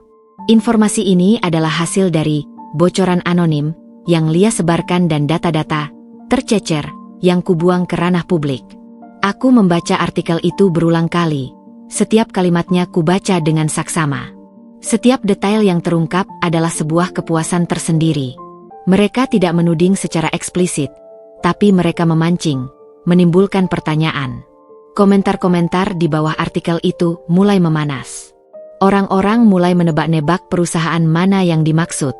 Beberapa nama perusahaan konstruksi besar, termasuk Aditama Kreasindo, mulai disebut-sebut dalam diskusi online dan forum-forum bisnis. Aku tahu ini baru permulaan, sebuah riak kecil, tapi rasanya seperti sebuah kemenangan awal yang manis. Reaksi di internal Aditama Kreasindo mulai terlihat jelas dari informasi yang kudapat dari koneksi lamaku yang berhati-hati. Ada kepanikan yang meluas di tingkat manajemen. Audit internal yang sebelumnya hanya rutin, kini berubah menjadi investigasi mendalam yang dilakukan oleh tim khusus yang didatangkan mendadak. Randy dan Bu Ningsih, 2 orang kepercayaan Rio yang menangani keuangan, terlihat sangat tegang dan sering lembur hingga larut malam. Mereka dikabarkan harus menyiapkan banyak dokumen, memberikan keterangan berjam-jam kepada tim audit yang tampak bekerja di bawah tekanan tinggi dari atasan. Bahkan sempat terdengar rumor bahwa ada beberapa karyawan senior yang diinterogasi secara tertutup. Rio sendiri, yang tadinya terlihat santai dan penuh kebahagiaan pasca pernikahan, mulai menunjukkan gelagat aneh. Media sosialnya yang biasanya aktif memamerkan kemesraan dengan Anya, tiba-tiba menjadi sepi total. Foto-foto liburan mewah dan update status yang mengumbar kebahagiaan pun menghilang tanpa jejak. Ia jarang terlihat menghadiri acara-acara publik atau wawancara bisnis. Jikapun ada, wajahnya terlihat tegang, senyumnya dipaksakan, dan matanya menyiratkan kecemasan yang mendalam. Ini adalah tanda yang jelas bahwa artikel Whistleblower Online sudah sampai ke telinganya, dan ia mulai merasakan panasnya api yang menyala. Tekanan tidak hanya datang dari luar perusahaan. Aku tahu dari sumberku bahwa ibu mertua, Bu Lastri, mulai mencium bau tidak enak. Beliau mulai sering datang ke kantor Rio, yang tidak pernah ia lakukan sebelumnya, seolah ingin mencari tahu apa yang sebenarnya terjadi dan mengendalikan situasi. Kudengar beliau marah-marah pada Rio, menanyakan tentang berita-berita miring yang mulai beredar di kalangan sosialitanya. Reputasinya sebagai ibu dari pengusaha sukses dan terhormat mulai terancam. Ia merasakan panasnya gosip dan tatapan mencurigakan dari teman-teman arisannya. Suatu malam, sekitar jam 9, ketika Bian sudah terlelap setelah membaca dongeng, aku menerima telepon dari nomor tidak dikenal. Layar ponsel menampilkan nomor lokal yang tak kukenal. Aku ragu sejenak, namun memutuskan untuk mengangkatnya. Suara di ujung sana membuatku membeku. Darahku seolah berhenti mengalir. Itu suara Bu Ningsih, akuntan senior Rio. Suaranya bergetar hebat, penuh ketakutan dan keputusasaan, bahkan kudengar isak tangis samar. "Nara, ini Bu Ningsih." Suaranya nyaris seperti bisikan, seperti seorang buronan yang takut didengar. "Saya tahu ini mungkin tidak pantas, dan saya tidak seharusnya meneleponmu. Tapi, apakah kamu yang ada di balik semua ini? Semua kekacauan ini?" Aku diam. Jantungku berdebar kencang, memukul-mukul dadaku. Rencanaku berhasil. Bola salju itu sudah mulai menggelinding. "Rio, dia menuduh saya membocorkan data," lanjut Bu Ningsih. Terdengar jelas ia sedang menangis terseduh-seduh. "Dia mengancam saya. Nara, dia bilang akan memenjarakan saya kalau saya tidak mengaku. Tapi saya tidak tahu apa-apa tentang siapa yang membocorkan. Saya hanya menjalankan perintahnya. Saya tidak mau masuk penjara." Nada suaranya penuh kepanikan. "Apa yang ibu maksud?" tanyaku dingin, berusaha menjaga nada suaraku tetap netral, berpura-pura tidak tahu menahu. File-file keuangan transfer dana fiktif, audit internal yang tiba-tiba ini. Semua yang ada di artikel itu, Rio bilang datanya pasti dari saya. Jelasnya terisak, suaranya tercekat. Dia mencurigai semua orang di kantor. Perusahaan kacau balau, Nara. Semua orang saling curiga. Dia benar-benar tertekan, marah-marah terus. Dan Ibu Lastri juga, dia marah besar pada Rio. Karena ada beberapa koneksi bisnis penting dan teman-teman sosialitanya yang mulai menjauhi mereka, mempertanyakan integritas Rio. "Lalu, apa hubungannya denganku, Bu Ningsih?" Aku tetap menjaga nada suaraku datar, meskipun di dalam hatiku ada gelombang kepuasan. Saya melihat Ibu Nara saat di pernikahan Rio. Dan cara Ibu pergi, cara Ibu menatap mereka, saya tahu Ibu tidak akan tinggal diam. Bu Ningsih berbicara lebih cepat, seolah ingin segera melepaskan beban yang sudah menumpuk di pundaknya selama bertahun-tahun. "Saya tahu Rio melakukan banyak hal kotor. Dia menipu banyak orang. Kalau ada yang bisa menjatuhkannya, itu pasti dari dalam, dari seseorang yang tahu seluk-beluknya." Ada jeda panjang, dipenuhi suara isak tangis Bu Ningsih. "Apa yang harus saya lakukan, Nara? Saya takut. Mereka bisa memenjarakan saya juga. Saya punya anak-anak yang harus saya hidupi." Ini adalah momennya. Jaring laba-laba mulai menjerat korbannya. Bu Ningsih, yang dulu adalah loyalis Rio, yang tampak pasrah menuruti perintahnya, kini ketakutan dan mencari perlindungan. Dia bisa menjadi saksi kunci yang tak ternilai harganya. Seorang informan dari dalam yang akan membuka kotak Pandora kejahatan Rio. Ibu tahu di mana Rio menyimpan dokumen-dokumen penting yang tidak ada di laptopnya. Tanyaku, langsung pada intinya, tidak membuang waktu. Dokumen fisik, catatan, atau perjanjian hitam di atas putih yang tidak pernah dia bawa pulang? Yang berhubungan dengan semua transaksi ilegal itu. Bu Ningsih terdiam sejenak, berpikir. Saya tahu, ada di brankas pribadinya di ruang kerja khusus, di basement kantor. Hanya Rio dan Randy yang tahu kodenya. Tapi ada cadangan kuncinya. Dia biasanya menyimpannya di laci meja kerjanya di kantor, di dalam map biru yang bertuliskan, personal. Senyum kemenangan yang dingin dan kejam merekah di bibirku. Inilah yang kubutuhkan. Bukti-bukti fisik yang tak bisa disangkal, yang akan membuktikan semua manipulasi Rio secara konkret. Ini adalah kunci untuk menghancurkan segalanya. Tenanglah, Bu Ningsih, kataku. Suaraku kini lebih lunak, namun masih penuh perhitungan. Jangan bertindak gegabah. Tetap tenang dan lakukan apa yang Rio perintahkan untuk saat ini. Biarkan dia berpikir ibu tidak bersalah. Biarkan dia berpikir dia masih bisa mengendalikan semuanya. Nanti saya akan hubungi ibu lagi. Ada banyak hal yang bisa ibu selamatkan jika ibu bekerja sama dengan saya. Ingat, keselamatan ibu dan keluarga ibu lebih penting. Sambungan telepon terputus. Aku menatap ponsel di tanganku. Rio, kau tidak hanya menghadapi diriku.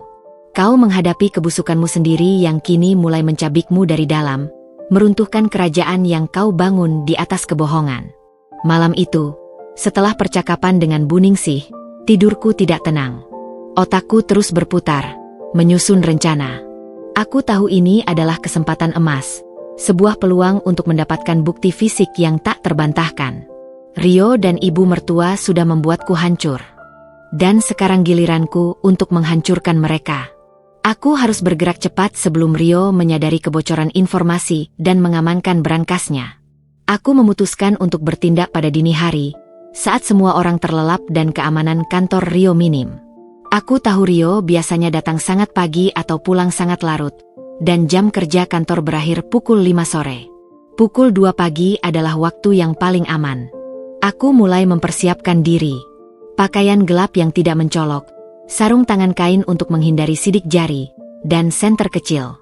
Aku juga membawa flash drive cadangan untuk menyalin data apapun yang kutemukan, dan sebuah kamera ponsel untuk mendokumentasikan semuanya. Aku tidak ingin ada ruang untuk kesalahan. Aku juga menyiapkan ponsel kedua dengan nomor baru, khusus untuk menghubungi Bu Ningsih jika ada hal mendesak.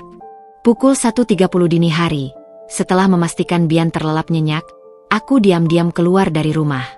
Jantungku berdebar kencang, bukan karena takut, tapi karena adrenalin yang memompa kuat. Aku naik taksi online ke dekat area kantor Rio.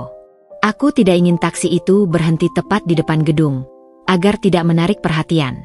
Aku turun beberapa blok jauhnya dan melanjutkan perjalanan dengan berjalan kaki. Suasana kota sunyi, hanya ada suara deru kendaraan yang jarang melintas. Gedung Aditama Kreasindo tampak menjulang gelap, hanya beberapa lampu keamanan yang menyala remang-remang. Aku sudah mengamati pintu masuk samping yang biasanya digunakan karyawan. Pintu itu biasanya akan tertutup, tapi tidak terkunci rapat sampai petugas keamanan berkeliling pukul 4 pagi. Rio kadang lupa mengunci jika terburu-buru pulang larut. Aku berhasil membuka pintu samping itu dengan mudah. Jantungku berdegup lebih kencang. Aku masuk ke dalam, udara dingin AC langsung menyergap. Gelap. Aku menyalakan senter kecilku. Aku tahu denah kantor dengan baik karena pernah beberapa kali ikut Rio saat dia lembur. Ruang kerjanya ada di lantai 3, dan meja Bu Ningsih tidak jauh dari sana. Aku menyelinap masuk, setiap langkah kuatur agar tidak menimbulkan suara. Sampai di lantai 3, aku langsung menuju meja Bu Ningsih. Laci mejanya tidak terkunci. Aku merogoh ke dalam, dan ya, di sana, sebuah map biru bertuliskan, personal, seperti yang dikatakan Bu Ningsih. Di dalamnya, tergantung seuntai kunci kuno, kunci brankas. Aku mengambilnya, hati-hati agar tidak meninggalkan jejak. Langkah selanjutnya adalah menuju basement. Aku tahu di sana ada ruang kerja khusus Rio yang jarang dikunjungi orang. Aku menemukan tangga ke basement dan turun perlahan. Udara di basement lebih lembab dan pengap. Di sudut ruangan yang agak tersembunyi, aku melihat sebuah pintu besi tebal. Pintu brankas. Tanganku bergetar saat memasukkan kunci. Suara putaran kunci yang berkarat terasa begitu keras dalam keheningan. PCK. Pintu terbuka. Di dalam brankas, aku menemukan tumpukan dokumen. Ada buku-buku besar dengan tulisan tangan Rio, berisi catatan proyek yang tidak pernah dilaporkan. Ada perjanjian-perjanjian rahasia dengan berbagai pihak, beberapa di antaranya ditandatangani oleh pejabat pemerintah. Ada juga beberapa amplop tebal berisi uang tunai, dan yang paling mencengangkan, sebuah buku rekening bank di luar negeri atas nama perusahaan cangkang. Ini adalah bukti paling kuat. Aku segera memotret setiap halaman penting dengan kamera ponselku, memastikan setiap detail terlihat jelas. Kemudian, aku menyalin semua data digital yang ada di sana ke flash drive-ku. Pekerjaanku selesai. Aku mengembalikan semua dokumen ke tempatnya, mengunci brankas, dan mengembalikan kunci ke laci Buningsih. Aku keluar dari gedung sama diamnya saat masuk. Tak ada jejak. Misi ini sukses. Aku tiba di rumah saat fajar menyingsing. Bian masih tertidur pulas. Aku menatap flash drive di tanganku. Ini adalah bom waktu yang sebenarnya. Dengan bukti-bukti ini, Rio tidak hanya akan hancur karirnya, tapi juga kebebasannya. Dan Bu Lastri, yang sangat membanggakan kesuksesan palsu putranya, akan melihat segalanya hancur di depan matanya. Ini belum selesai. Ini baru awal dari kehancuran mereka. Dengan semua bukti fisik dan digital yang kini berada di tanganku, aku tahu tidak ada lagi waktu untuk menunda. Ini adalah saatnya melancarkan serangan akhir, sebuah pukulan telak yang akan mengakhiri segalanya. Semakin cepat badai ini menerpa, semakin cepat Rio dan ibu mertua merasakan dampak pahit dari setiap perbuatan keji yang telah mereka lakukan padaku.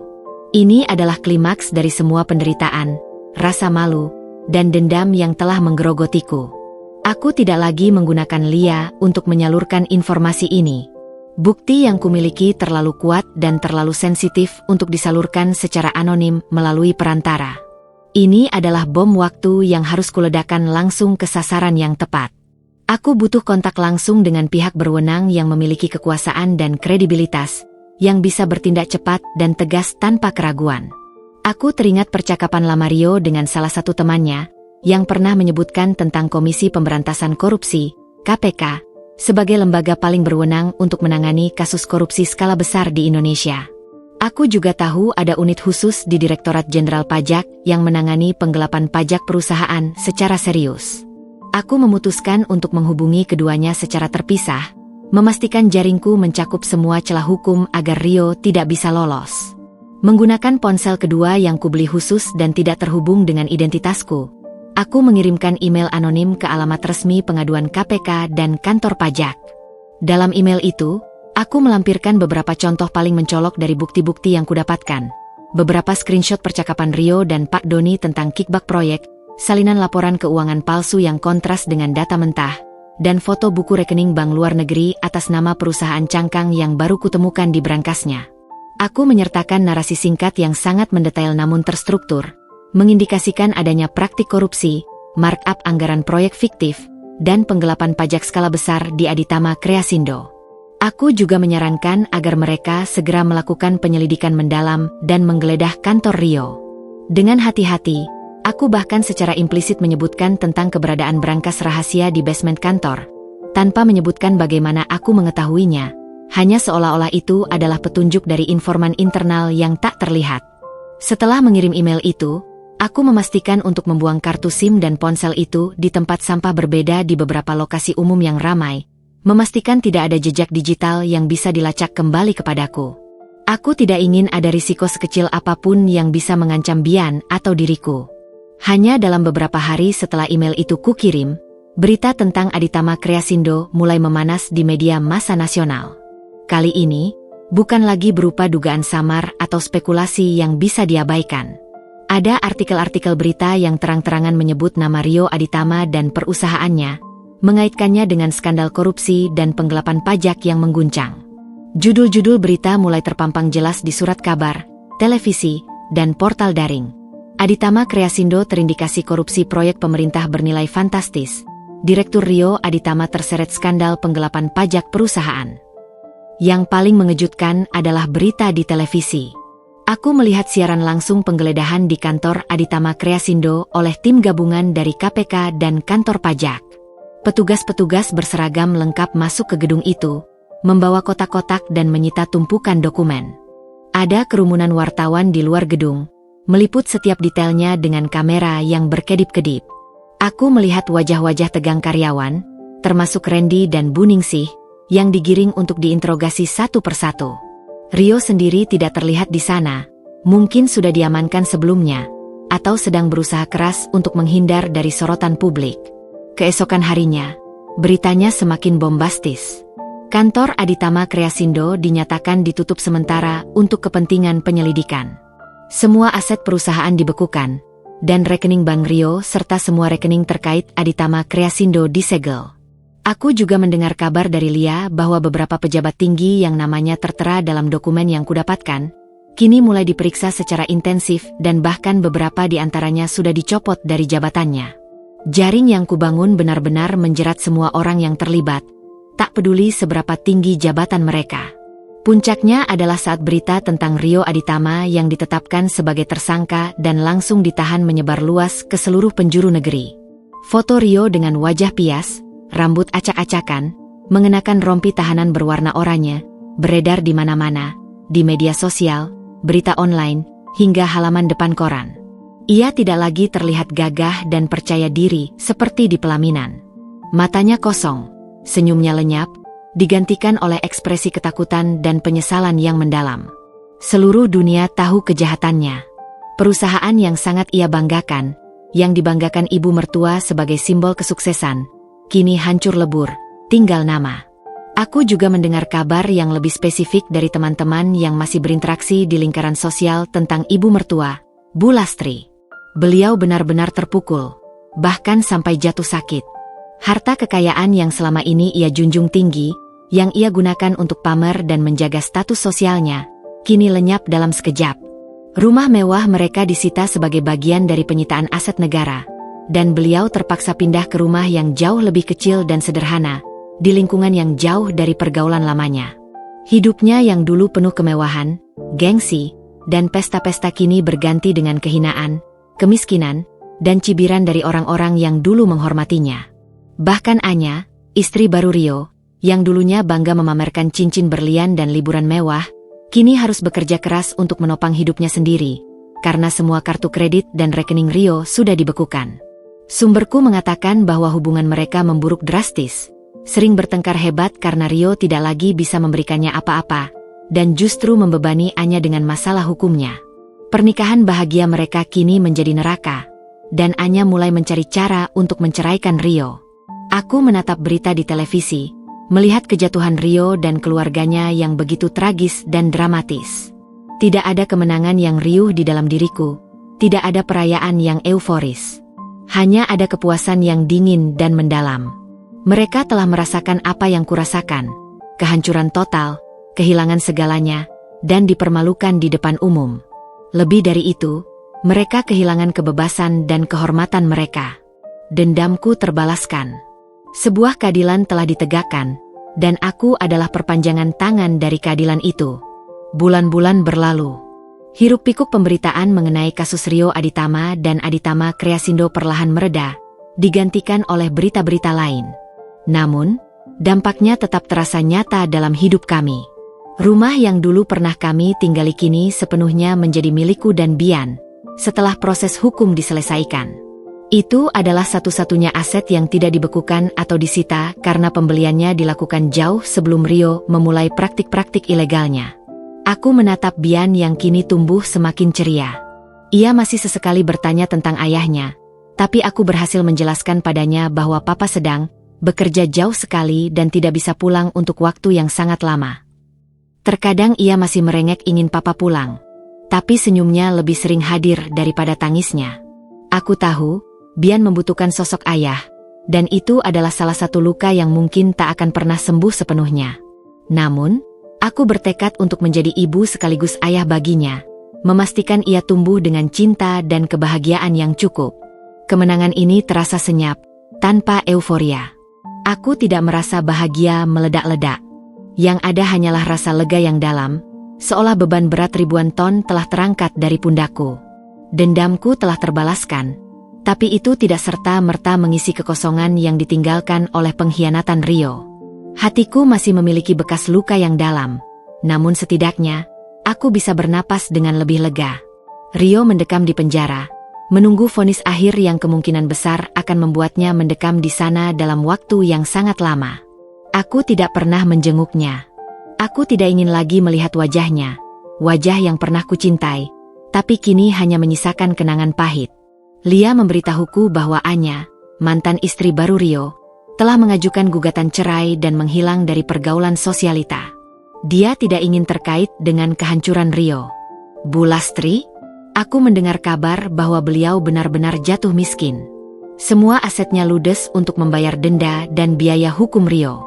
Beliau kini tinggal di sebuah kontrakan kecil, jauh dari kemewahan yang selalu ia banggakan. Tidak ada lagi arisan atau pesta glamor untuknya.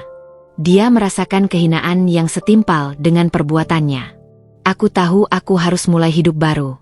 Aku tidak bisa selamanya terpenjara oleh masa lalu. Aku mulai mencari pekerjaan. Dengan pengalaman kerjaku yang cukup mumpuni di bidang marketing dan koneksi lama yang dulu pernah kubangun, aku berhasil mendapatkan pekerjaan di sebuah perusahaan yang lebih kecil, namun stabil. Pendapatanku memang tidak sebesar dulu saat Rio masih berjaya, tapi cukup untuk menghidupi aku dan Bian dengan layak. Aku juga mulai belajar banyak dari kejadian ini. Aku tidak akan lagi mudah percaya pada kemewahan dan janji-janji manis. Aku belajar untuk lebih kuat, lebih mandiri, dan lebih peka terhadap tanda-tanda bahaya. Yang terpenting, aku belajar bahwa harga diri dan integritas tidak bisa ditukar dengan apapun. Setiap malam, sebelum tidur, aku menatap Bian yang terlelap. Dia adalah alasanku untuk terus maju, untuk membangun kembali hidup yang lebih baik. Masa lalu memang menyakitkan, tapi masa depan terbentang luas, penuh kemungkinan. Aku tidak lagi menginginkan dendam. Aku hanya menginginkan kedamaian dan kebahagiaan untuk kami berdua. Aku telah melewati badai. Aku telah membersihkan namaku. Sekarang, saatnya Nara yang baru, Nara yang lebih kuat, untuk melangkah maju. Waktu terus bergulir, membawa Nara ke fase hidup yang lebih tenang. Rumah kecil yang kini ia tempati bersama Bian, meski tidak semewah dulu, terasa lebih hangat dan penuh cinta. Setiap sudutnya dipenuhi tawa Bian, coretan krayon di dinding kamar, dan aroma masakan sederhana yang Nara olah sendiri. Tidak ada lagi ketegangan, tidak ada lagi bayang-bayang kebohongan yang menggelayuti. Bian semakin besar.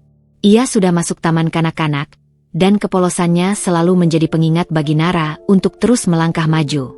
Pertanyaan tentang ayahnya memang masih sesekali muncul. Namun Nara selalu berhasil mengalihkannya dengan cerita-cerita tentang pahlawan super atau petualangan seru. Luka itu ada, namun Nara bertekad untuk tidak membiarkannya menghalangi kebahagiaan putranya. Pekerjaan Nara di perusahaan marketing yang baru berjalan lancar. Meskipun gajinya tidak fantastis, cukup untuk memenuhi kebutuhan sehari-hari dan menabung sedikit demi sedikit untuk masa depan Bian. Ia belajar banyak, tidak hanya tentang strategi marketing yang baru, tetapi juga tentang pentingnya integritas dan kerja keras. Lingkungan kerjanya lebih sehat, jauh dari intrik dan manipulasi yang pernah ia alami. Rekan-rekannya menghargai ide-idenya, dan atasannya memberikan kesempatan untuk berkembang. Kabar tentang Rio dan Bu Lastri masih sesekali terdengar, biasanya dari Lia atau dari berita-berita di televisi yang sesekali membahas kasus korupsi besar. Rio sudah divonis hukuman penjara yang panjang. Nama Aditama Kreasindo kini hanya tinggal kenangan pahit di industri konstruksi. Sementara itu, Bu Lastri benar-benar hidup dalam kesederhanaan. Arisan sosialitanya bubar, dan teman-teman lamanya menjauh. Ia harus berjuang keras hanya untuk makan sehari-hari, sebuah ironi yang begitu kontras dengan kehidupannya yang gemerlap dulu. Bagi Nara, tidak ada lagi rasa dendam yang membara. Hanya ada rasa dingin. Sebuah kelegaan karena keadilan telah ditegakkan. Suatu sore, saat Nara menemani Bian bermain di taman dekat rumah, ia duduk di bangku sambil mengamati putranya yang berlari riang. Matahari senja memancarkan cahaya keemasan, menghangatkan kulitnya. Ia memejamkan mata, menarik napas dalam-dalam. Semua rasa sakit, kemarahan, dan kepahitan dari masa lalu terasa seperti kabut yang kini perlahan menyingkir. Ia telah berhasil. Ia telah melewati badai terhebat dalam hidupnya. Ia bangkit dari keterpurukan, dan bukan hanya bertahan, tapi juga menemukan kekuatan yang tak pernah ia kira ada dalam dirinya. Ia berhasil melindungi Bian, dan mengembalikan harga dirinya. Nara membuka matanya, menatap langit senja yang indah. Sebuah senyum tipis, tulus, dan penuh harapan terukir di bibirnya. Ini bukan akhir, melainkan awal. Sebuah awal dari babak baru dalam hidupnya. Babak yang akan ia isi dengan kebahagiaan, kedamaian, dan cinta untuk dirinya sendiri dan Bian. Ia tidak lagi melihat ke belakang. Matanya tertuju ke depan, menyambut senja yang baru, dan harapan yang terus tumbuh. 2 tahun telah berlalu sejak badai itu menerpa. Dunia Nara telah banyak berubah. Bukan hanya tatanan hidupnya, tetapi juga dirinya sendiri. Wanita yang rapuh, penuh kesedihan dan dendam itu telah bertransformasi menjadi pribadi yang lebih tangguh, bijaksana, dan damai. Bian, kini berusia 8 tahun, tumbuh menjadi anak laki-laki yang cerdas dan penuh kasih sayang. Ia telah melewati masa sulitnya dengan lebih mudah dari yang Nara bayangkan. Ia mulai mengerti bahwa papanya bekerja di tempat yang sangat jauh. Sebuah penjelasan yang Nara berikan agar Bian tidak merasa ditinggalkan. Setiap akhir pekan, Nara selalu meluangkan waktu sepenuhnya untuk Bian, mengajaknya ke taman, museum, atau sekadar membaca buku bersama. Ikatan mereka semakin kuat, menjadi benteng tak tergoyahkan bagi Nara. Di tempat kerja, karir Nara terus menanjak. Kejadian masa lalu, meskipun pahit, justru memberinya perspektif baru tentang integritas dan etika bisnis. Nara menjadi seorang marketing manager yang dihormati, tidak hanya karena keahliannya, tetapi juga karena kejujuran dan ketegasannya. Ia sering diundang menjadi pembicara dalam forum-forum kecil tentang pemberdayaan wanita dan pentingnya kemandirian finansial. Nara menemukan tujuan baru di luar dirinya sendiri, membantu wanita lain agar tidak jatuh ke lubang yang sama. Hubungannya dengan Lia semakin erat. Lia adalah sahabat sejati yang selalu ada, tempat Nara berbagi suka dan duka. Mereka sering bertemu, bertukar cerita, dan bersama-sama merencanakan proyek sosial kecil untuk membantu ibu tunggal. Nara juga menjalin pertemanan baru di lingkungan kerjanya, orang-orang yang mendukungnya tanpa syarat dan melihat dirinya apa adanya, bukan sebagai mantan istri seorang koruptor. Kabar tentang Rio dan Bulastri sesekali masih terdengar, namun sudah sangat samar dan tidak lagi memengaruhi Nara. Rio masih mendekam di penjara, kemungkinan besar hingga belasan tahun ke depan.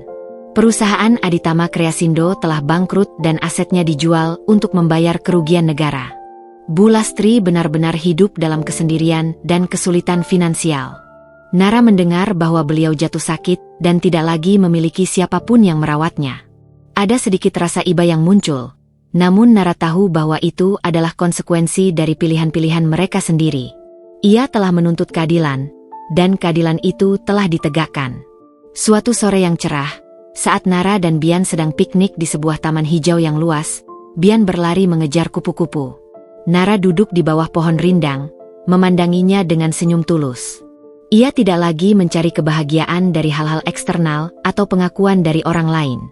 Kebahagiaan sejati ia temukan dalam tawa Bian, dalam setiap momen sederhana yang mereka habiskan bersama, dan dalam kedamaian hatinya sendiri. Ia telah belajar bahwa membalas dendam memang bisa memberikan kepuasan. Tapi kedamaian sejati datang dari memaafkan, bukan memaafkan perbuatan mereka, tetapi memaafkan dirinya sendiri karena pernah terperangkap dalam kepalsuan. Memaafkan diri sendiri agar bisa melangkah maju tanpa beban masa lalu. Nara memejamkan mata, merasakan hembusan angin sejuk menerpa wajahnya. Ia telah melewati perjalanan yang panjang dan berliku, dari seorang istri yang terkhianati menjadi seorang wanita yang mandiri dan berdaya. Ia telah membangun kembali hidupnya dari puing-puing, merangkai kebahagiaan dari serpihan-serpihan yang tersisa. Kini, setiap senja yang datang adalah janji akan fajar yang baru. Setiap hari adalah kesempatan untuk menciptakan cerita indah bersama Bian, tanpa bayang-bayang masa lalu yang kelam. Nara adalah bukti bahwa dari kehancuran bisa tumbuh kekuatan. Dari kepedihan bisa lahir kebijaksanaan. Dan dari puing-puing, bisa dibangun kembali sebuah kehidupan yang jauh lebih bermakna. 2 tahun lagi telah berlalu sejak kejatuhan Rio. Total, sudah 4 tahun sejak Nara mengukir babak baru dalam hidupnya. Waktu memang penyembuh terbaik, dan bagi Nara, setiap tahun adalah lapisan baru yang memperkuat dirinya, mengikis sisa-sisa luka, dan memupuk kedamaian. Bian, kini menginjak usia 10 tahun, sudah menjadi anak yang mandiri dan memiliki banyak teman. Ia gemar membaca dan memiliki imajinasi yang luas. Nara sering tersenyum melihatnya. Sebuah cerminan betapa beruntungnya ia memiliki putra seperti Bian yang selalu memberinya kekuatan. Nara tidak pernah menyembunyikan masa lalu sepenuhnya dari Bian. Namun ia menyajikannya dengan cara yang paling bijak, fokus pada pelajaran hidup dan nilai kejujuran, bukan pada kepahitan dendam. Karir Nara semakin mapan. Ia kini menduduki posisi direktur pemasaran di perusahaan tempatnya bekerja. Namanya dikenal di industri sebagai seorang profesional yang cerdas, berintegritas, dan memiliki etos kerja yang tinggi. Ia sering diundang ke berbagai seminar dan workshop, membagikan pengalamannya sebagai wanita yang bangkit dari keterpurukan. Hidupnya terasa penuh dan bermakna. Nara juga mulai aktif dalam kegiatan sosial, menjadi mentor bagi ibu tunggal dan wanita yang mengalami kesulitan finansial. Ia menemukan kebahagiaan sejati dalam membantu orang lain. Suatu sore, setelah menjemput Bian dari sekolah, Nara memutuskan untuk makan di sebuah restoran cepat saji dekat taman kota, tempat favorit Bian. Suasana restoran cukup ramai, dipenuhi keluarga dan anak-anak. Saat Nara dan Bian sedang asyik menyantap makanan mereka, pandangan Nara tanpa sengaja tertuju pada seorang wanita tua di sudut ruangan.